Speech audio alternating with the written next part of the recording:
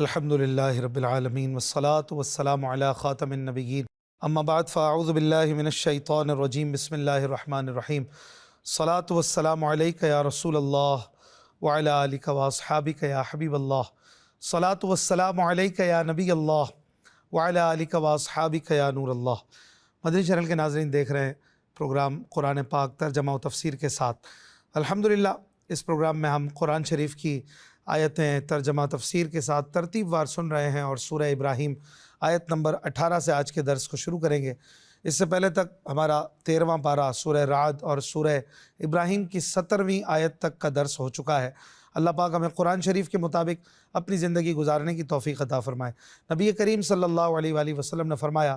تم مجھ پر درود پڑھو اللہ تم پر رحمت بھیجے گا۔ صلو علی الحبیب صلی اللہ علی محمد صلی اللہ علیہ وآلہ وسلم۔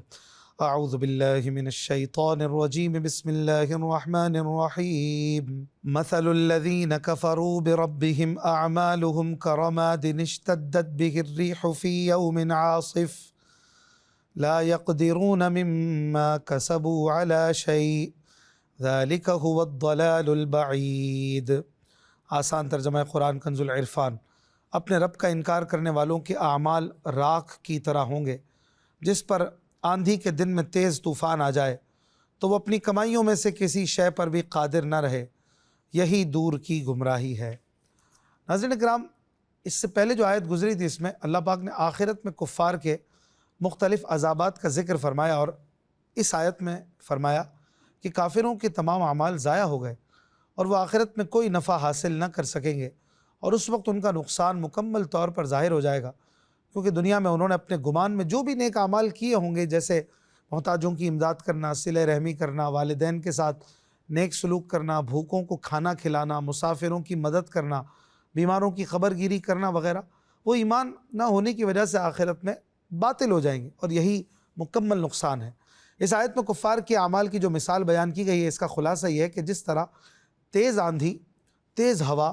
راکھ کو اڑا کر لے جاتی ہے، اور اس راکھ کے اجزاء اس طرح منتشر ہو جاتے ہیں کہ اس کا کوئی اثر، نشان اور خبر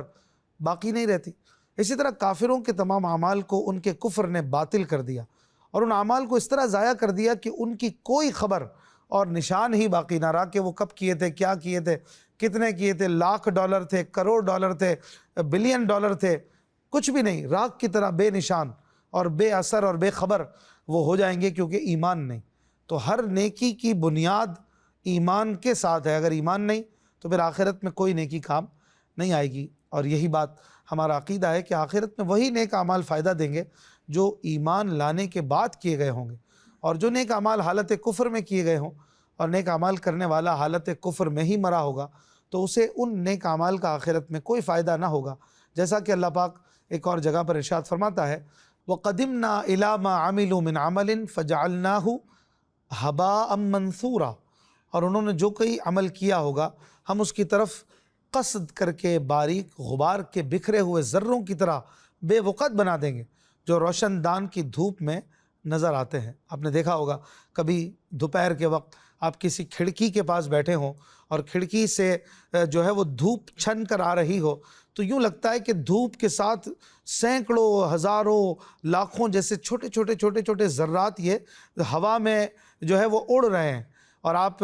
دوسرے کسی اینگل سے دیکھیں تو وہ نہیں دکھتے، لیکن ایک اینگل سے دیکھیں تو وہ دکھتے ہیں۔ تو ان ذرات کی کوئی حیثیت نہیں ہوتی، کوئی حقیقت نہیں ہوتی۔ ایسے ہی اللہ پاک نے ان کفار کے نیک اعمال کو روشن دان کی دھوپ میں نظر آنے والے ذروں کی طرح بے وقت فرمایا کہ ان کے اعمال کی بھی کوئی وقت نہیں ہوگی اگر ایمان نہیں ہوگا تو۔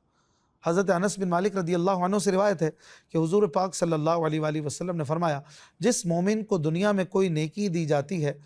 اللہ پاک اس پر ظلم نہیں کرے گا، اسے آخرت میں بھی جزا دی جائے گی، اور رہا کافر تو اس نے دنیا میں جو اللہ پاک کے لیے نیکیاں کی ہیں ان کا اجر اسے دنیا میں دے دیا جائے گا، اور جب وہ آخرت میں پہنچے گا تو اس کے پاس کوئی ایسی نیکی نہ ہوگی جس کی اسے جزا دی جائے۔ اگلی آیت میں اللہ پاک ارشاد فرماتا ہے، أَلَمْ تَرَ أَنَّ اللَّهَ خَلَقَ السَّمَاوَاتِ وَالْأَرْضَ بِالْحَقِّ إِن يَشَأْ يُذْهِبْكُمْ وَيَأْتِ بِخَلْقٍ جَدِيدٍ وَمَا ذَلِكَ عَلَى اللَّهِ بِعَزِيزٍ۔ آسان ترجمہ قرآن کنز العرفان۔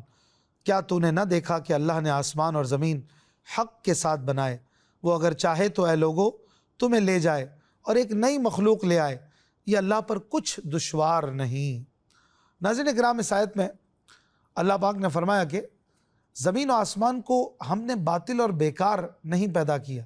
بلکہ ان کی پیدائش میں بڑی حکمتیں ہیں۔ پھر فرمایا کہ جو آسمانوں اور زمینوں کو حق کے ساتھ پیدا کرنے پر قادر ہے، وہ ایک قوم کو مٹا دینے، فنا کر دینے کے بعد نئی مخلوق پیدا کرنے پر بدرجہ اولا قادر ہے، کیونکہ جو کسی سخت اور مشکل چیز کو پیدا کرنے پر قادر ہو، وہ آسان چیز پیدا کرنے پر زیادہ قادر ہوگا۔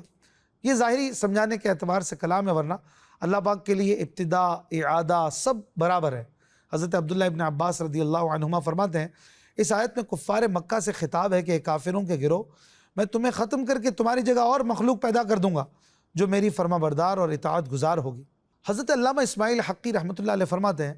یہ آیت مبارکہ اللہ پاک کی قدرت اور صبر کے کمال پر دلالت کرتی ہے کہ وہ گناہ گاروں کی جلد پکڑ نہیں فرماتا۔ حضرت ابو موسیٰ اشعری رضی اللہ عنہ سے روایت ہے، نبی کریم صلی اللہ علیہ وآلہ وسلم نے ارشاد فرمایا، کوئی شخص ایسا نہیں جو اذیت ناک بات سنے اور اللہ تعالیٰ سے زیادہ صابر ہو۔ اس کے ساتھ شرک کیا جاتا ہے، اس کے لیے بیٹا ٹھہرایا جاتا ہے، لیکن اس کے باوجود وہ انہیں مہلت دیے رکھتا ہے، انہیں روزی بھی دیتا رہتا ہے۔ یہ اللہ تبارک و تعالیٰ کا صابر ہونا ہے۔ پھر عذاب کے مؤخر ہونے میں یہ حکمت بھی ہے کہ گناہ کرنے والا توبہ کر لے اور باطل دلیل پر اصرار کرنے والا اسے چھوڑ دے۔ اس لیے ہر عقل مند کو چاہیے کہ وہ جلد عذاب نہ ہونے کو غنیمت سمجھتے ہوئے کفر اور گناہوں سے فوراً توبہ کرے اور ہر حال میں اللہ پاک سے ڈرتا رہے، کیونکہ وہ قہر، کبریائی اور جلالت والا ہے۔ پھر آگے فرمایا، وَمَا ذَلِكَ عَلَى اللَّهِ بِعَزِيزٍ، اور اللہ پاک کے لیے کچھ مشکل نہیں کہ نئی مخلوق وہ پیدا کر کے پرانوں کو فنا کر دے، مٹا دے۔ یہ اللہ پاک کے لیے کوئی بڑی بات نہیں ہے، جو سارے جہان کو فنا کرنے اور انہیں بنانے پر قادر ہے، اس کے لیے کچھ لوگوں کو فنا کرنا اور دوسروں کو پیدا کرنا کیا مشکل ہے۔ اگلی آیت میں اللہ پاک فرماتا ہے، وَبَرَزُوا لِلَّهِ جَمِيعًا فَقَالَ الضُّعَفَاءُ لِلَّذِينَ اسْتَكْبَرُوا إِنَّا كُنَّا لَكُمْ تَبَعًا فَهَلْ أَنْتُمْ مُغْنُونَ عَنَّا مِنْ عَذَابِ اللَّهِ مِنْ شَيْءٍ قَالُوا لَوْ هَدَانَا اللَّهُ لَهَدَيْنَاكُمْ سَوَاءٌ عَلَيْنَا أَجَزِعْنَا أَمْ صَبَرْنَا مَا لَنَا مِنْ مَحِيصٍ۔ آسان ترجمہ قرآن کنز العرفان۔ اور سب اللہ کے حضور اعلانیہ حاضر ہوں گے تو جو کمزور تھے بڑے لوگوں سے کہیں گے، ہم تمہارے تابع تھے، تو کیا تم اللہ کے عذاب میں سے کچھ ہم سے دور کر سکتے ہو؟ وہ کہیں گے، اگر اللہ ہمیں ہدایت دیتا تو ہم تمہیں بھی ہدایت دے دیتے۔ اب ہم پر برابر ہے کہ بے قراری کا اظہار کریں یا صبر کریں، ہمارے لیے کوئی پناہ گاہ نہیں۔ ناظرین اکرام، اس آیت میں اللہ پاک نے قیامت کے دن کفار کے آپس میں اور شیطان کے ساتھ بحث کرنے کی خبر دی ہے۔ خلاصہ آیت یہ ہے کہ قیامت کے دن سب اپنی قبروں سے نکل کر اللہ پاک کے حضور اعلانیہ حاضر ہو جائیں گے، تاکہ اللہ پاک ان سے حساب لے اور ان کے اعمال کے مطابق انہیں جزا دے۔ تو اس وقت وہ لوگ جو کمزور تھے اور دولت مندوں اور با اثر لوگوں کی پیروی میں انہوں نے کفر اختیار کیا تھا، وہ بڑے لوگوں اور اپنے قائدین اور سرداروں سے کہیں گے کہ دین میں اور عقیدے میں ہم تمہارے تابع تھے، تو کیا اس بات پر تمہیں کوئی قدرت ہے کہ جو اللہ پاک نے ہمیں مقرر فرمایا ہے کچھ اس میں سے دور کر سکو؟ ان کا یہ کلام ایک طرح سے انہیں ڈانٹنے والے انداز میں ہوگا کہ دنیا میں تو تم نے ہمیں گمراہ کیا تھا اور راہ حق سے روکا تھا اور بڑی بڑی باتیں کرتے تھے، اب وہ تمہارے دعوے کدھر گئے؟ اب اس عذاب میں سے کچھ کم کر دو، ختم نہیں کر سکتے تو کافروں کے سردار اس کے جواب میں کہیں گے، اگر اللہ پاک ہمیں دنیا میں ایمان کی ہدایت دیتا تو ہم تمہیں بھی ہدایت دے دیتے، جب ہم خود ہی گمراہ ہو رہے تھے تو تمہیں کیا راہ دکھاتے؟ اب تو چھٹکارے کی کوئی صورت نہیں، نہ کافروں کے لیے شفاعت ہے، آؤ روئیں اور فریاد کریں۔ چنانچہ 500 سال تک وہ فریاد اور گریہ وزاری کرتے رہیں گے۔ جب یہ بھی ان کے کچھ کام نہ آئے گی تو کہیں گے، اب صبر کر کے دیکھو، شاید اس سے کوئی قرار آ جائے۔ چنانچہ 500 برس خاموش رہیں گے، صبر کریں گے۔ جب صبر بھی نہ آئے گا تو کہیں گے اب تو ہم پر برابر ہے کہ روئیں پیٹیں، بے قراری کا اظہار کریں یا صبر کریں، اب ہمارے لیے دوزخ سے اور اللہ کے عذاب سے کوئی پناہ نہیں۔ اگلی آیت میں اللہ پاک ارشاد فرماتا ہے وَقَالَ الشَّيْطَانُ لَمَّا قُضِيَ الْأَمْرُ إِنَّ اللَّهَ وَعَدَكُمْ وَعْدَ الْحَقِّ وَوَعَدتُّكُمْ فَأَخْلَفْتُكُمْ وَمَا كَانَ لِيَ عَلَيْكُمْ مِنْ سُلْطَانٍ إِلَّا أَنْ دَعَوْتُكُمْ فَاسْتَجَبْتُمْ لِي فَلَا تَلُومُونِي وَلُومُوا أَنفُسَكُمْ مَا أَنَا بِمُصْرِخِكُمْ وَمَا أَنْتُمْ بِمُصْرِخِيَّ إِنِّي كَفَرْتُ بِمَا أَشْرَكْتُمُونِ مِنْ قَبْلُ إِنَّ الظَّالِمِينَ لَهُمْ عَذَابٌ أَلِيمٌ۔ آسان ترجمہ قرآن کنز العرفان۔ اور جب فیصلہ ہو جائے گا تو شیطان کہے گا بے شک اللہ نے تم سے سچا وعدہ کیا تھا، اور میں نے جو تم سے وعدہ کیا تھا وہ میں نے تم سے جھوٹا کیا، اور مجھے تم پر کوئی زبردستی نہیں تھی مگر یہی کہ میں نے تمہیں بلایا تو تم نے میری مان لی۔ تو اب مجھے ملامت نہ کرو اور اپنے آپ کو ملامت کرو، نہ میں تمہاری فریاد کو پہنچ سکتا ہوں اور نہ ہی میری فریاد کو تم پہنچنے والے ہو۔ وہ جو پہلے تم نے مجھے اللہ کا شریک بنایا تھا تو میں اس شرک سے سخت بیزار ہوں، بے شک ظالموں کے لیے دردناک عذاب ہے۔ ناظرین کرام، جب مخلوق کے درمیان فیصلہ ہو جائے گا اور حساب کتاب ختم ہو جائے گا، جنتی جنت کا اور جہنمی جہنم کا حکم پا کر جنت و دوزخ میں داخل ہو جائیں گے، اور دوزخی شیطان پر ملامت کریں گے اور اس کو برا بھلا کہیں گے کہ بد نصیب تو نے ہمیں گمراہ کر کے اس مصیبت میں گرفتار کیا، تو وہ جواب دے گا بے شک اللہ پاک نے تم سے سچا وعدہ کیا تھا کہ مرنے کے بعد دوبارہ اٹھنا ہے اور آخرت میں نیکیوں اور بدیوں کا بدلہ ملنا ہے۔ اللہ پاک کا وعدہ سچا تھا، سچا ثابت ہوا، اور میں نے جو تم سے وعدہ کیا تھا کہ نہ مرنے کے بعد اٹھنا ہے، نہ جزا ہے، نہ جنت ہے، نہ دوزخ ہے، وہ میں نے تم سے جھوٹا وعدہ کیا تھا، اور مجھے تم پر کوئی زبردستی نہیں تھی، نہ میں نے تمہیں مجبور کیا تھا کہ میری مانو ہی مانو، یا یہ کہ میں نے اپنے وعدے کے لیے تمہارے سامنے کوئی دلیل پیش کی تھی، کچھ بھی تو نہیں۔ بس ہوا تو یہی تھا کہ میں نے تمہیں وسوسے ڈال کر گمراہی کی طرف بلایا، تم نے میری بات مان لی اور بغیر دلیل کے تم میرے بہکاوے میں آ گئے۔ حالانکہ اللہ پاک نے تم سے فرما دیا تھا کہ شیطان کے بہکاوے میں نہ آنا، اور اللہ پاک کے رسول علیہ الصلاۃ والسلام اس کی طرف سے دلائل لے کر تمہارے پاس آئے تھے،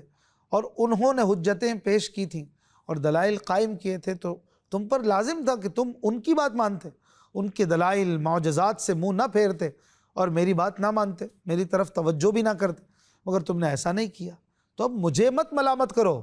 کیونکہ میں تو دشمن ہوں، میری دشمنی ظاہر ہے، اور دشمن سے خیر خواہی کی امید رکھنا یہ بے وقوفی ہے۔ تم اپنے آپ کو ملامت کرو، میں تمہاری فریاد کو پہنچ سکتا ہوں اور نہ ہی تم میری فریاد کو پہنچ سکتے ہو، اور وہ جو تم نے مجھے اللہ پاک کا اس کی عبادت میں شریک بنایا تھا تو میں اس شرک سے سخت بیزار ہوں، بے شک ظالموں کے لیے دردناک عذاب ہے۔ ناظرین کرام، اس سے پتہ چلا کہ دنیا میں جو لوگ اللہ پاک اور اس کے رسول صلی اللہ علیہ وآلہ وسلم کی اطاعت و فرما برداری سے منہ موڑے ہوئے ہیں اور لعین شیطان کے بہکاوے میں آ کر کفر و معصیت میں مبتلا ہو رہے ہیں، اور شیطان کی انسان دشمنی روز روشن کی طرح واضح ہونے کے باوجود اس سے خیر خواہی کی احمقانہ امید رکھے ہوئے ہیں، وہ بہت بڑے دھوکے کا شکار ہیں۔ انہیں چاہیے کہ اس آیت مبارکہ سے عبرت اور نصیحت حاصل کریں اور اپنے اعمال کا محاسبہ کرتے ہوئے اپنے انجام کے بارے میں غور و فکر کریں۔ اللہ پاک ارشاد فرماتا ہے سورہ بقرہ میں، یا ایھا الذین آمنوا ادخلوا فی السلم کافہ،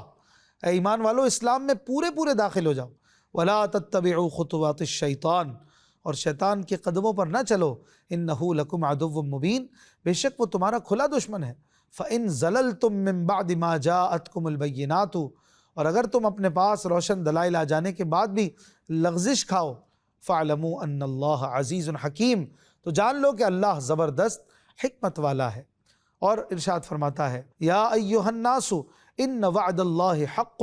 فلا تغرنکم الحیاۃ الدنیا ولا یغرنکم باللہ الغرور، اے لوگو بے شک اللہ کا وعدہ سچا ہے، تو ہرگز دنیا کی زندگی تمہیں دھوکہ نہ دے، اور ہرگز بڑا فریبی تمہیں اللہ کے بارے میں فریب نہ دے، بے شک شیطان تمہارا دشمن ہے تو تم بھی اسے دشمن سمجھو، وہ تو اپنے گروہ کو اسی لیے بلاتا ہے تاکہ وہ بھی دوزخیوں میں سے ہو جائیں۔ اللہ پاک سب مسلمانوں کو عقل سلیم عطا فرمائے اور انہیں اپنے اعمال کا محاسبہ کرنے اور اپنے انجام کی فکر کرنے کی توفیق عطا فرمائے۔ اگلی آیت میں اللہ پاک ارشاد فرماتا ہے، وَأُدْخِلَ الَّذِينَ آمَنُوا وَعَمِلُوا الصَّالِحَاتِ جَنَّاتٍ تَجْرِي مِن تحتها الأنهار خالدين فيها بإذن ربهم تحيتهم فيها سلام۔ آسان ترجمہ قرآن کنز العرفان۔ اور وہ جو ایمان لائے اور اچھے کام کیے وہ جنتوں میں داخل کیے جائیں گے جن کے نیچے نہریں جاری ہیں، اپنے رب کے حکم سے ہمیشہ ان میں رہیں گے، وہاں ان کی ملاقات کی دعا سلام ہے۔ ناظرین کرام، اس سے پہلی آیتوں میں اللہ پاک نے کافر اور بدکار لوگوں کے حالات تفصیل سے بیان فرمائے، اور اس آیت میں مومن اور نیکوکار لوگوں کے حالات بیان فرما رہا ہے۔ چنانچہ فرمایا کہ ایمان قبول کرنے اور نیک اعمال کرنے والوں کو اللہ پاک کے اذن سے جنت کی دائمی نعمتیں عطا کی جائیں گی، اور اللہ پاک کے اذن سے انہیں، اللہ پاک کی عطا سے انہیں نعمتیں عطا ہونا بھی ان کے حق میں ایک طرح کی تعظیم ہے، اور وہ خود بھی ایک دوسرے کی تعظیم کرتے ہوئے آپس میں ایک دوسرے کو سلام کریں گے۔ فرشتے بھی ان کی تعظیم کرتے ہوئے انہیں سلام کریں گے، اور اللہ پاک کی طرف سے بھی انہیں سلام کہا جائے گا۔ جنت میں سلام کا معنی یہ ہے کہ وہ دنیا کی آفتوں، حسرتوں یا دنیا کی بیماریوں، دردوں، غموں اور پریشانیوں سے سلامت ہو گئے، اور دنیا کے فانی جسموں سے نکل کر جنت کے دائمی جسموں میں منتقل ہو جانا اللہ پاک کی بہت بڑی نعمت ہے۔ اللہ پاک سے دعا ہے وہ ہمیں قرآن پاک پر عمل کرنے اور اس کے مطابق اپنی زندگی کو گزارنے کی توفیق عطا فرمائے۔ زندگی رہی تو اگلے پروگرام میں ملاقات ہوگی۔ اپنا خیال رکھیے گا۔ صلو علی الحبیب صلی اللہ علی محمد صلی اللہ علیہ وآلہ وسلم۔